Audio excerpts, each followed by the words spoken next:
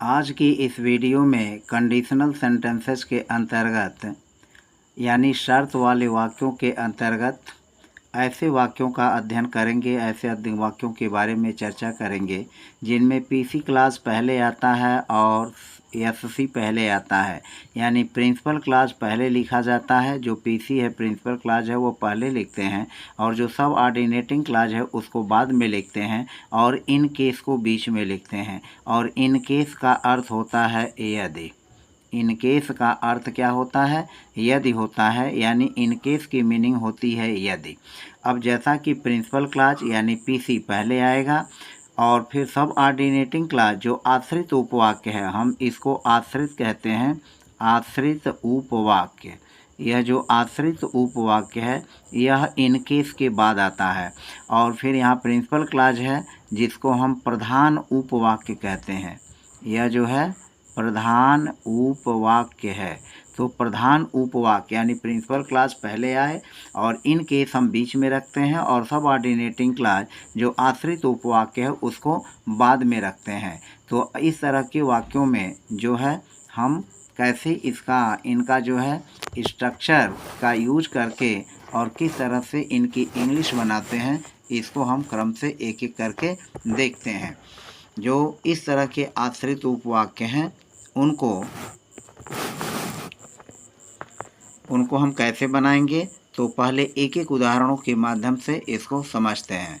हमारा पहला वाक्य है, यदि बिजली चली जाए तो मोमबत्ती का उपयोग कर लो, यानी मोमबत्ती का यूज़ करो। यदि बिजली चली जाए तो शर्त क्या है कि यदि बिजली चली जाती है। यदि बिजली चली जाए यही हमारा सब ऑर्डिनेटिंग क्लॉज है। यदि बिजली चली जाती है तो या यदि या अगर कोई एक यूज़ करेंगे, तो यदि बिजली चली जाए तो मोमबत्ती का प्रयोग करो, मोमबत्ती का प्रयोग करो, यह हमारा प्रिंसिपल क्लॉज है। तो हम इस प्रिंसिपल क्लॉज को पहले लिखेंगे, मोमबत्ती का यूज करो, तो इसको लिखेंगे use a candle, use a candle, use a candle, मोमबत्ती का यूज करो। क्या करने पर? इन case, in case, in case, in case यदि बिजली चली जाए, यदि बिजली चली जाए, इफ़ इन केस इलेक्ट्रिसिटी,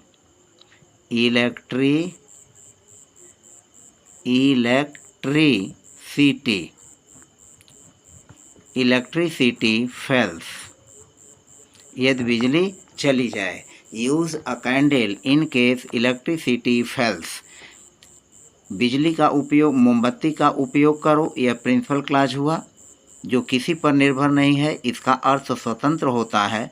तो मोमबत्ती का यूज करो, मोमबत्ती प्रिंसिपल क्लॉज, इस क्लॉज को हम इंडिपेंडेंट क्लॉज भी कहते हैं क्योंकि यह किसी पर आश्रित नहीं होता। इंडिपेंडेंट जो किसी पर निर्भर नहीं है, और सब ऑर्डिनेट क्लॉज को हम डिपेंडेंट क्लॉज भी कहते हैं क्योंकि यह निर्भर होता है किस पर? पीसी पर, यानी जो है प्रिंसिपल क्लॉज पर।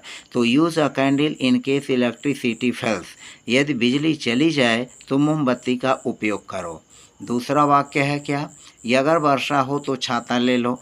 इसमें छाता ले लो यह हमारा प्रिंसिपल क्लॉज है, और अगर वर्षा हो तो यह सब ऑर्डिनेटिंग क्लॉज है। तो हम लिखेंगे पहले छाता ले लो यानी प्रिंसिपल क्लॉज, तो take an umbrella, take an umbrella, क्योंकि अम्ब्रेला का उच्चारण स्वर से हो रहा है, तो अम्ब्रेला, टेक एन अम्ब्रेला, एक छाता ले लो अगर वर्षा हो। इन केस, यहाँ हम कामा नहीं लगाएंगे, यहाँ भी कामा नहीं रहेगा।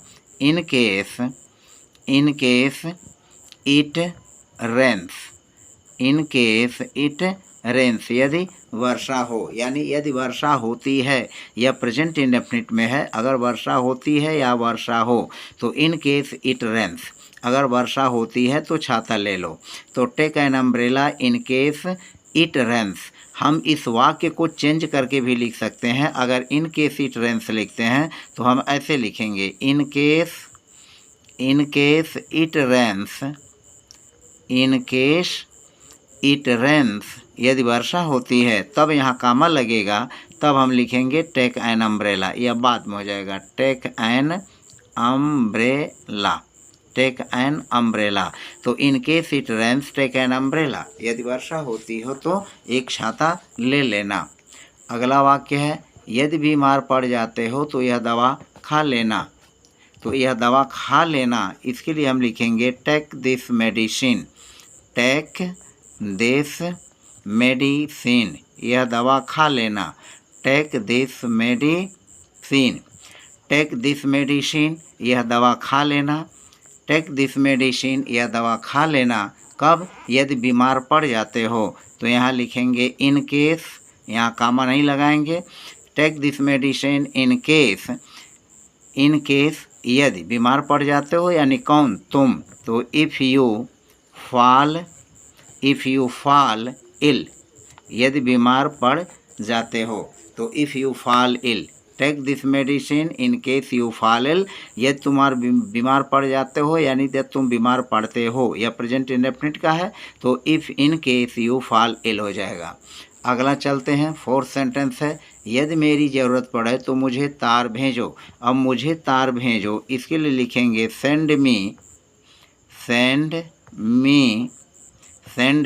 अ टेलीग्राम। सेंड मी अ टेलीग्राम। सेंड मी अ टेलीग्राम, मुझे तार भेजो। इन केस, यदि, इन केस यू, यदि मेरी ज़रूरत पड़े। Send me a Telegram in case you need, in case you need me, यदि मेरी ज़रूरत पड़े। Send me a Telegram in case you need me. Send me a Telegram in case you need me. तो इस तरह से आपने इस प्रकार के वाक्यों में देखा कि हम इस तरह के वाक्यों में इन केस का भी प्रयोग करके और आसानी से जो है हम वाक्यों का ट्रांसलेशन इंग्लिश से हिंदी, हिंदी से इंग्लिश कर सकते हैं। हमारा पांचवा वाक्य है अगर तुम उससे मिलो तो पत्र दे देना। तो पत्र दे देना, पत्र दे देना, तो यह हो जाएगा गिव है, किससे मिलो? उससे। तो give him a letter, give him a the letter, give him the letter, give him the letter. तो पत्र दे देना, यानी उसे पत्र दे देना। और फिर हो जाएगा इन केस, हम कामा या नहीं लगाएंगे। इन केस यू, तुम उससे मिलो। In case you see him, in case you see him, तो यह हो जाएगा give him the letter in case you see him. अगर तुम उससे मिलो तो पत्र दे देना। यह हो जाएगा अगर तुम उससे मिलो तो पत्र दे देना। Give him the letter in case you see him. Give him the letter in case you see him. तो अगर तुम उससे मिलो, यह सबऑर्डिनेटिंग क्लॉज है। पत्र दे देना, यह प्रिंसिपल क्लॉज है। नेक्स्ट सेंटेंस, छठा सेंटेंस है अगर उसे मदद की ज़रूरत हो तो मुझे टेलीफोन करे। यदि उसे मदद की ज़रूरत हो तो मुझे टेलीफोन करे। तो मुझे टेलीफोन करे, तो यह लिखेंगे सेंड मी अ टेलीग्राम। सेंड मी अ टेलीग्राम। सेंड मी अ टेलीग्राम इन केस यदि उसे मदद की ज़रूरत पड़े। इफ़ ही नीड्स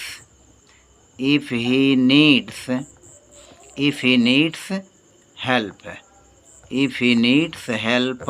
यदि उसे मदद की ज़रूरत पड़े। तो send me a Telegram in case he needs help. He send me a Telegram in case he needs, if he needs help, यदि उसे मदद की ज़रूरत पड़ती है। फिर आगे है यदि उसे रुपए की ज़रूरत है तो पत्र लिखे। यदि उसे रुपए की ज़रूरत है तो पत्र लिखे। तो यह हो जाएगा यदि उसे रुपए की ज़रूरत है, सबऑर्डिनेटिंग क्लॉज, पत्र लिखे, यह हो जाएगा प्रिंसिपल क्लॉज। तो लिखेंगे write a letter. Write a letter. Write a letter in case, write a letter in case he needs rupees. He needs rupees, यदि उसे रुपए की ज़रूरत पड़े।